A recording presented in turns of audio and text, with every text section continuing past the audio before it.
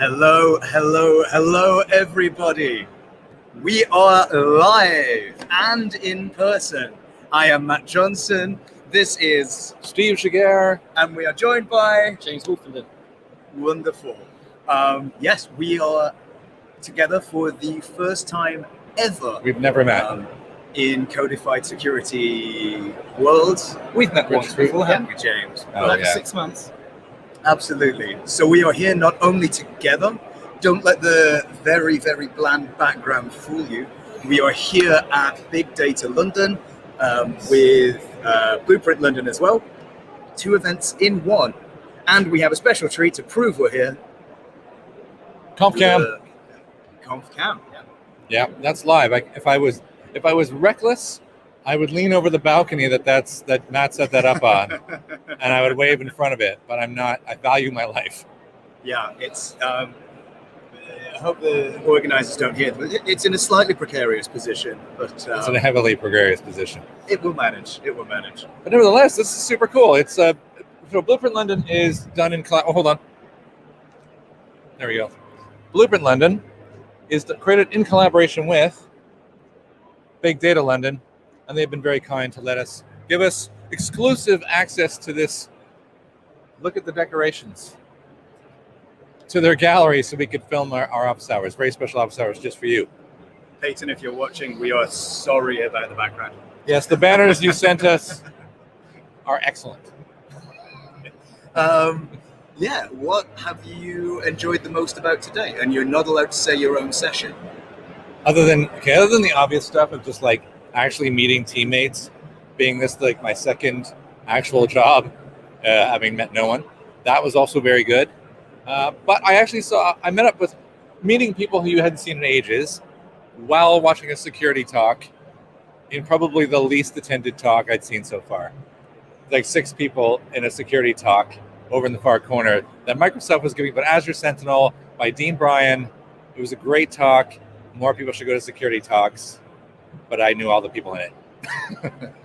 I caught the last half of that talk, and yes, it's definitely one to watch the replay if you're interested in automating threat hunting and event management. Right, exactly. In Azure, by the way. Or Azure, depending on your upbringing. I did like the comment. He was like, I work with an American team now, so it's Azure, not Azure. Yes, you definitely were there for that. James? What about you, James? It was nice to meet you guys. I did actually, I don't want to blow smoke up his proverbial, I did actually enjoy Steve's talk. It was good to see you do your stuff. Thanks, James. Bring a tear to his eye. I know. I'm happy. I do think that your talk had the most Q&A of any session I have looked at today. So, That was all you guys asking me questions. I planted several stooges in the crowd. It could have been kinder. Yeah. That's what I do. Try to make myself look good. Otherwise, though, it's been weird. Generally. Weird is, I would go with weird. Oh, we didn't mention that we met beer sommeliers at the pub across the road during lunch. That was cool. Yeah, they're here doing a beer tasting as part of like a VIP experience somewhere in the conference. Yeah, so understand that we love you so much that we're missing that to do office hours. Yeah, that is now.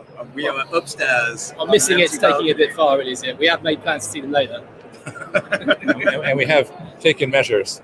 Let's take a moment. I am drinking this Librew Bavarian classic style beer. Yeah.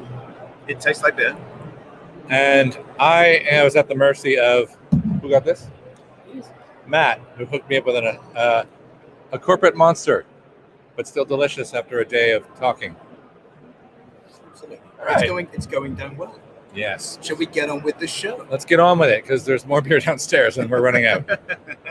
So we've got some very interesting things for you today. We're not just going to talk about conference and show you the conference camp. We have James joining us specifically for a little pet project of his, which is super cool and a little bit meta. So why don't you introduce it? Okay. Well, basically, it's a Terraform Provider for the Bridgecrew platform. It'll enable us to make policies in Terraform for the platform. Okay, so talk us through like a flow of that. Why? why do it in policies and code in Terraform? Because DevOps engineers don't want to do anything in Terraform. Everything should be in code. Everything should be API driven.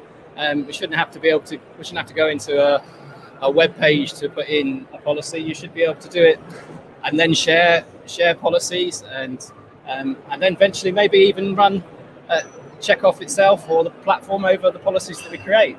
So make that whole circle of policies, checking policies. Yeah. So check out our previous 2 episodes where we discuss the ability of Checkov to now pull policies directly from the Bridgecrew platform.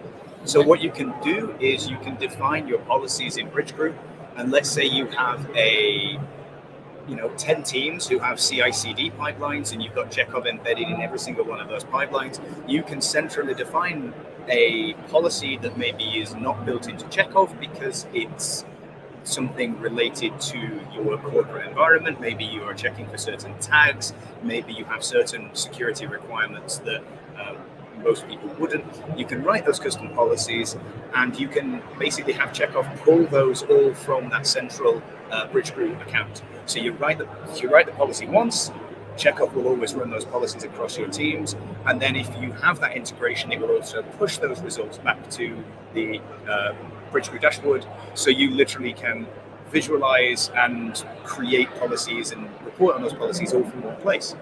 So what James has done is effectively allowed the codification of that, right? Yeah, we could even do things like have a custom policy just for the Terraform code that you're about to run. So maybe this policy isn't relevant any other time, and you only want it to run with the S3 bucket that you're about to make. So then you could actually create the policy, deploy your stuff, and then destroy the policy again later, say, or keep it in there. The choice is up to you, but you wouldn't have to leave Terraform. And if you wanted to link up your policies from the platform, like you can to a AWS resource or any other resource, you can. Sounds awesome. And you're going to give us a little demo of that, right? I am. I would normally do a fully live demo, but we're at a conference, so it's a pre-recorded little thing I put together, and we'll show you how it works. Awesome. Obviously, it is available. I mean, you can check it out yourself. You don't have to take my word for it. It's no smoke and mirrors. It does actually work. Well, you didn't have to say that. It definitely works. Pay no attention to that man behind the curtain. The streaming geeks amongst you will like to know that we are currently doing this tethered to an iPhone 12 on 5G inside. Yeah. So fingers crossed. Logitech camera, gorilla podded to some kind of apparatus. Let's hope it's actually going out. It's going well. I mean, I can still hear it. We seem to be doing okay. Jackpot. So, and you are going to show us a little pre-recorded treat as well, Steve. I am going to show you a pre-recorded treat, am I? I had to make recently we launched drift detection, and I would actually say remediation. We probably don't say that enough. And that is integrating specifically your trace into the Bridgecrew SaaS platform, so that once you've connected both the runtime, say AWS, for example, and your Git repo, it can draw a line if you've used which you should, to see that if your infrastructure's code does not match your cloud deployment, your runtime. Like we could kind of do that before using Terraform Plan, but it's a little bit more realistic if we can draw that line and take advantage of the open source project. You can learn more about that at your.io that we released recently. And so the demo I'm going to show you is, of course, pre-recorded because I'm not insane. I'm not going to do a live demo while we're standing on our feet drinking beer. But it's really short. It's like 3 minutes. And I had to do it for like all of Palo Alto, which I only found out afterwards. So we hope you enjoy that. So we just crack right on? Let's crack right on. Who wants to go first? I'll go first. All right, you're going first. Fantastic. Victim. Go for it. All right, we're going to add, and you're going to talk over it? I am. All right, you have to keep up. Tell me to pause if you want me to pause. I will do. We are on. So the first part of any provider is providing auth. So this is how you have to set up auth with the platform. You've got to get your API key from Bridgecrew. First, we're going to have a look at the provider code itself. So here's the provider code itself. And you see that I put a secret in there, which I shouldn't have done. That's done on purpose. He's cleverer than that. So this is the basic config. TF init. I've got a shortcut, obviously, not type in Terraform.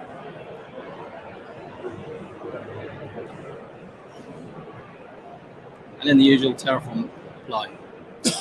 And that's just showing you how to do the basic auth, which I'll use on every other example. So once I've grabbed this Terraform module, I need to auth it like I would with anything else. Okay. Yeah. So next thing is we're going to check out the data sources. There's currently three data sources that are alive in the provider, but we're going to just look at the policies one. I'm not going to look at the other two. Mainly that's just because I don't want to show so much data because there's a lot of data in the other two. It's just a basic data. So that's the one that's been suppressed.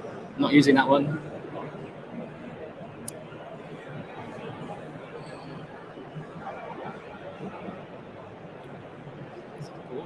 Is this the suspense part? I don't know. It should go on to. We have not previewed the video that we made, so apologies if there's some weird bits. Yeah, James went to get a beer there. All right. So you've hashed that out because there's too much data to show. Yeah, if I showed through three, you'd just see screens and screens of data, and that wouldn't be fun for anyone. Cool, that makes sense. And then you just do apply. There should be a Terraform apply coming up. Whoa. And that's the apply. You can see the data coming back from the platform, and that'll be your policies your custom policies from the platform. All right. And because it's Terraform apply, there's a yes down the bottom of the screen to say yes. And then I always use output section in Terraform code. So once we say yes, then you'll see it spit out all the policies again. So that's why it showed, hey, I'm going to add this policy. Yeah. But then at the end, it shows all the current policies from the API. Okay. Yeah, that's right. Okay. So the next example is to show creating of a simple policy, not a non-YAML, so a non-graph policy. So it's actually going to create a resource. So rather than a data source, this is an actual resource. And in that, you see a conditions block. And this is just a simple conditions block at the moment. There will be multiple condition blocks coming.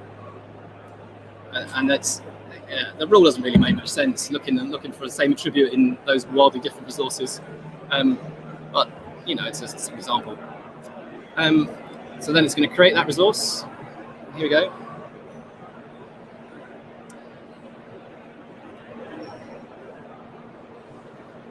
It's just showing you the resource it's going to create with your Terraform apply. You say yes to that.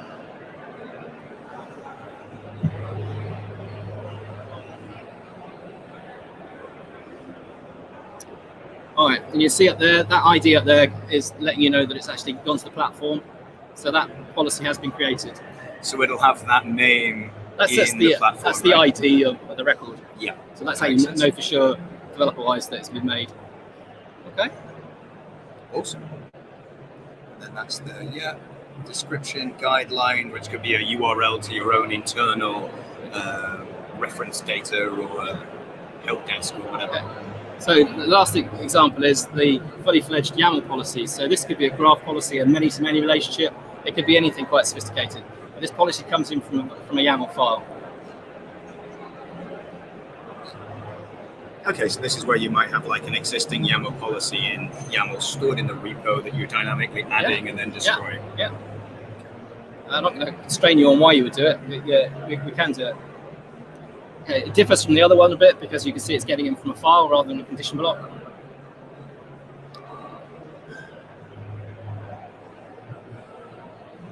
So that's just showing you the file to bring it in. Okay. And that could be really sophisticated. You could have, that's quite a standard YAML policy, but they can be really long. Really long files, really complicated. Check out the Bridgecrew docs for more, or Checkoff docs for more on YAML-based policies. Okay. And again, it's just doing the normal Terraform init, Terraform apply. Just type yes.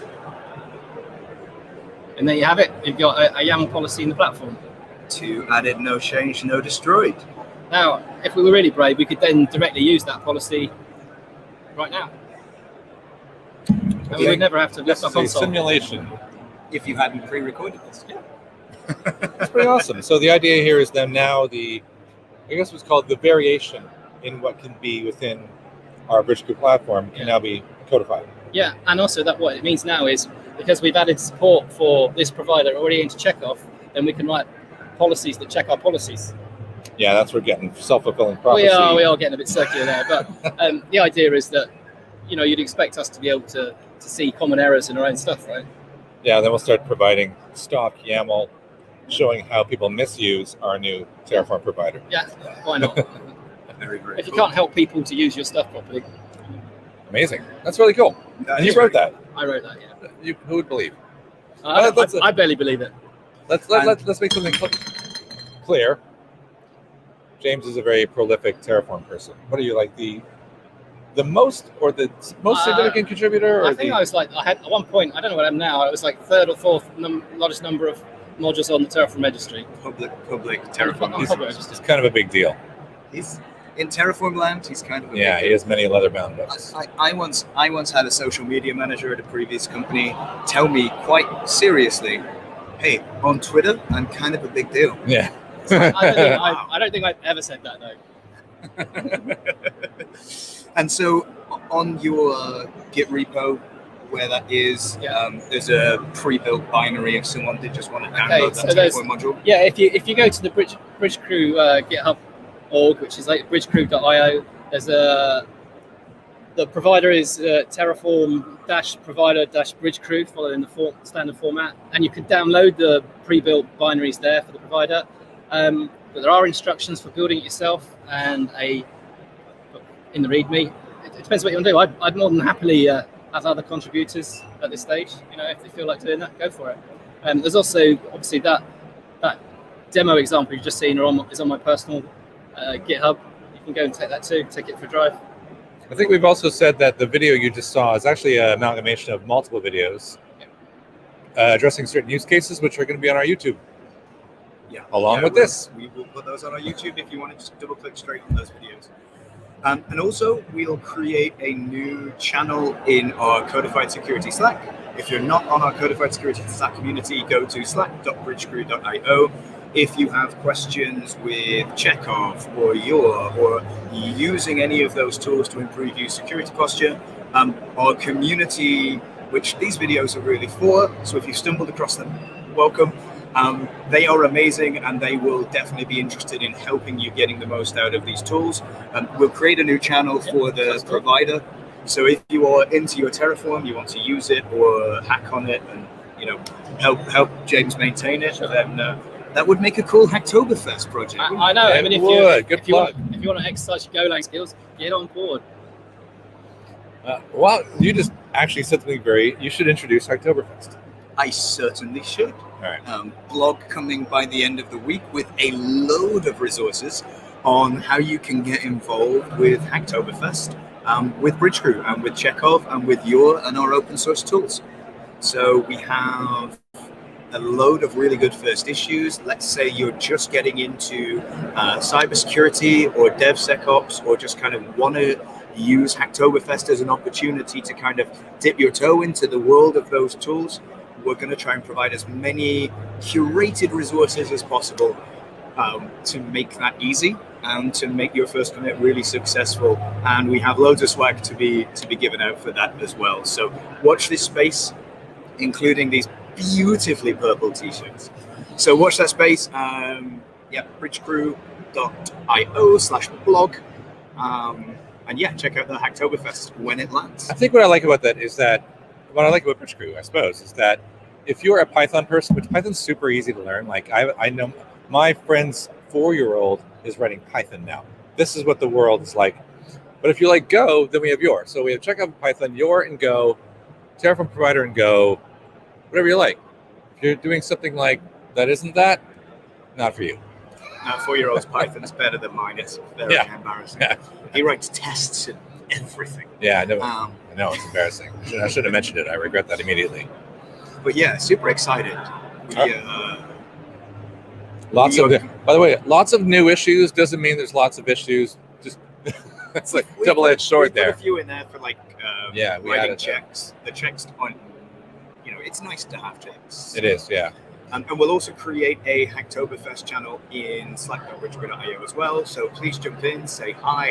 And if you need someone to help or mentor you through maybe any of those submissions, then happy to help. Slack away. All right. Moving on. Over to you, Steve. Over to me. All right.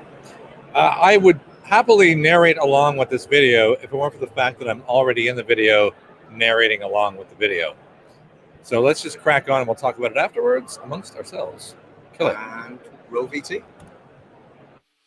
Hey, my name's Steve Jaguar. I'm a developer advocate for Bridgecrew, and I'm pretty happy to show you an exciting new innovation we've got here today. Now, it focuses on a problem called drift. Drift, loosely defined, is when your code definition doesn't match your cloud anymore. If you're using Terraform and you're provisioning what you expect to happen and it should be declarative, your state should match. Sometimes it doesn't happen. Now, how does that happen? It can be a variety of reasons. It could be anything drastic, like a malicious insider turning off encryption, or it could be simply an SRE who sees a problem, fixes it in cloud instantly because it's urgent, and then has to work out where that is in code afterwards. And that can be a problem. Bridgecrew has solved this. So let's take a look how we did this. I'm going to take you on a little journey here. So I'm in my Amazon. I'm looking at my S3 buckets, and I can see already that I've got public access on a few buckets that really shouldn't. Financials in particular, and dev data. Now this can easily be solved. Now I could try and find a way to go all the way back to code or figure out who deployed these, but that's an awful lot of work.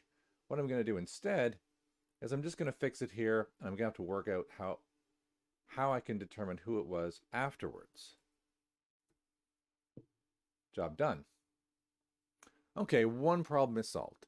But now, as you might guess, I have drift, because that wasn't how it was provisioned originally. Perhaps it was just a mistake. If I go to Bridgecrew, I can see here, ensure traced resources are not manually modified.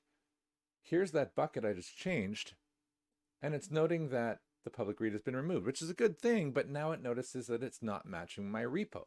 Okay, how does it know that? Well, we'll talk about that in a moment. If I look at the project in question in Git, there it is again. I can see that there's a mismatch, but what's great is all I have to do now is click Fix Drift and submit that. Now what's going to happen is it's going to create a pull request back in my repo. And if we go take a look at my pull requests, opened now. And all I have to do is take a look at this, look at the new commit, and I can see that the change is being pushed back into code automatically. I review the changes, I approve my pull request, job done. How did that happen? How have we reliably taken an AWS resource and related it all the way back to code? That's previously been difficult to impossible. And the reason we could do it is this right here, Your Trace. Your Trace is a product of automated and strategic tagging thanks to an open source product recently released called Your. Your tags everything automatically built into CI. You don't have to worry about the developer doing it. And because it does that, one of the tags it adds is this Your Trace, which is unique to the resource and the commit. And it's because of this, we're able to, when we see something misconfigured all the way over here in cloud, we can use those tags right here to go all the way back to our resource. That's how it works. Pretty cool, right? All right, that's what I wanted to show you today. Hope you enjoyed that. Drift has been solved. My name's Steve Jaguar. Thanks for letting us show you this. Change what you deploy. Hey, and you join us as we were discussing Steve's video. There I was explaining my video to them. So the idea behind drift, well, I guess the use case or the most common scenario around drift detection is the fact that security, SREs, people who are responsible for having a robust and resilient runtime, they may have no idea what you created in Terraform to create that. DevSecOps is a wonderful thing in theory, but often does not happen in practice. So the people who are creating wonderful Terraform modules may not necessarily do it with best practices, with security in mind. And when it becomes something in runtime, SREs might just react and change what's there. Now, the idea behind drift, not just detection, but the ability that we provided to create automated pull requests back into your Git repo, not only does that align you and eliminate drift, but it educates the developers on great practices going forward. Yeah.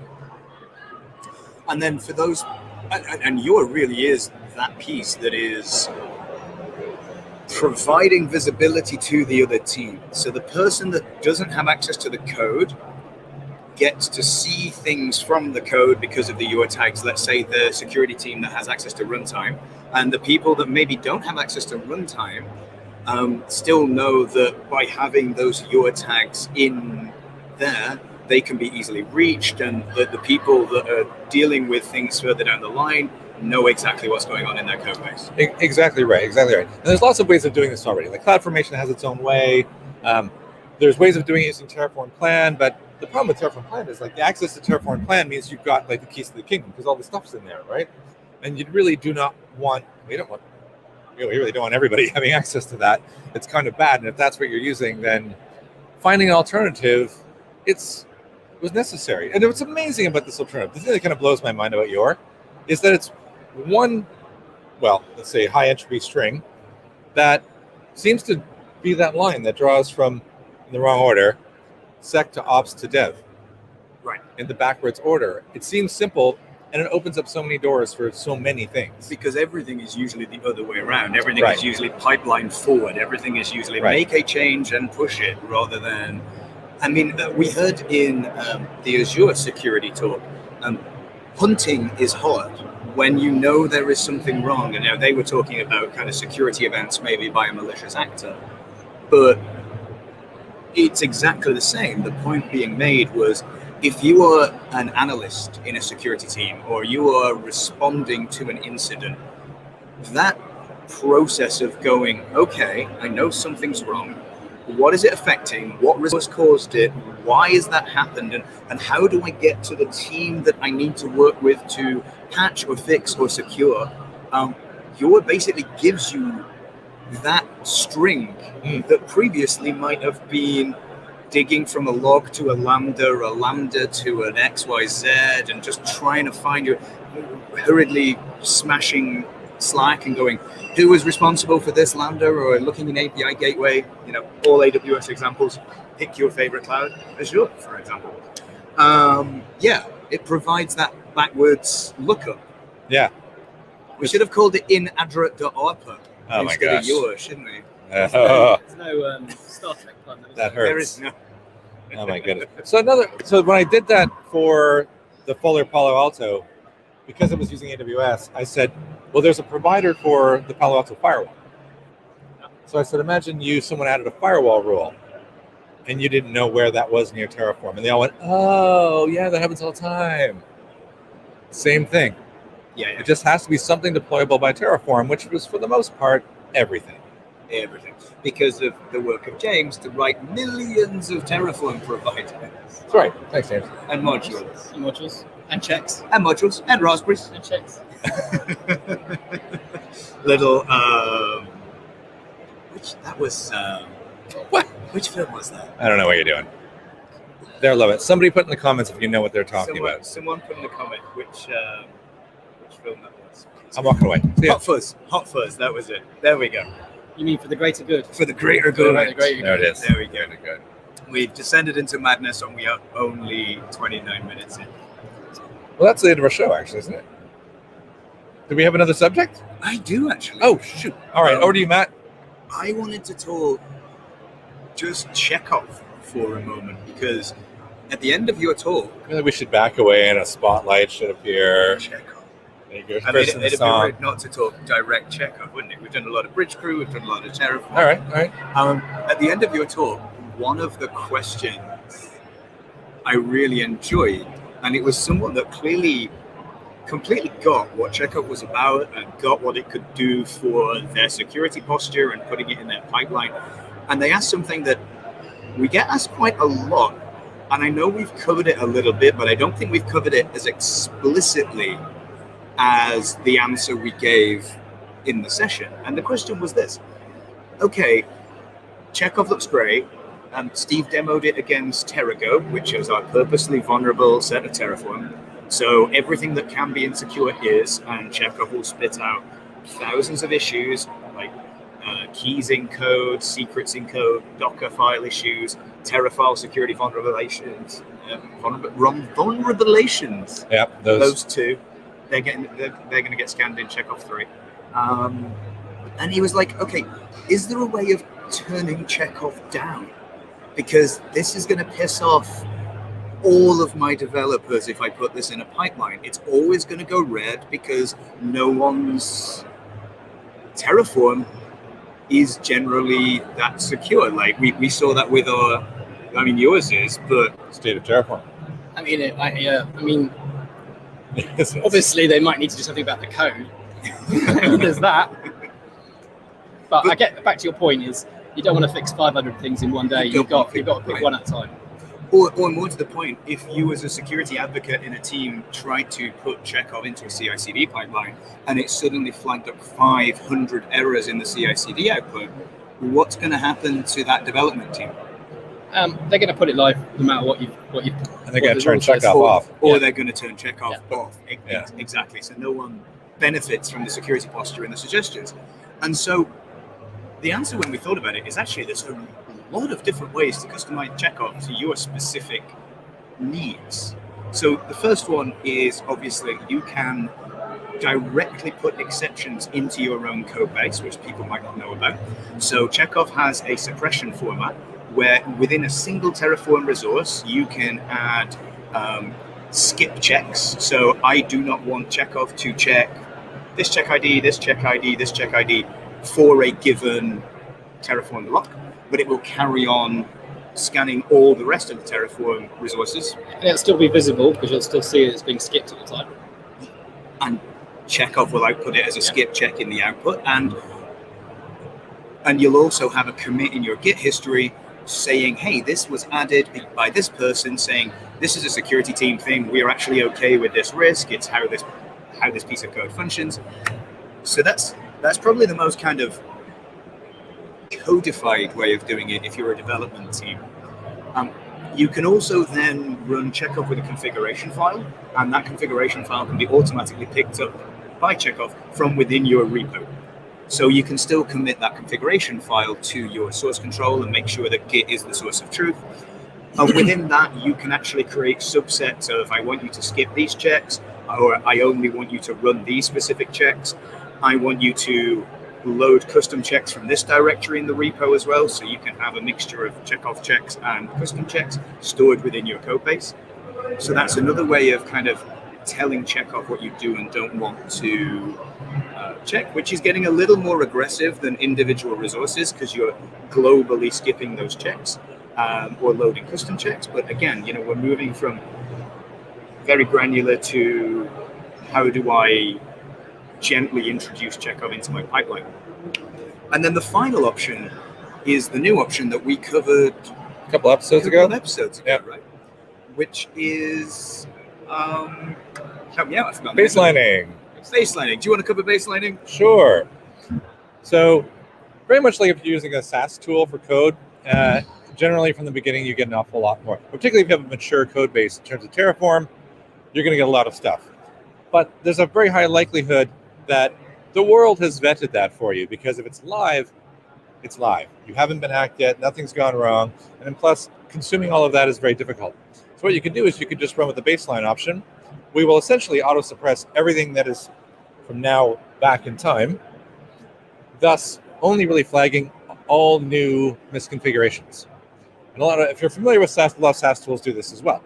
So now you can just kind of pick away, and it's far more easier to consume than that giant elephant you had to eat before.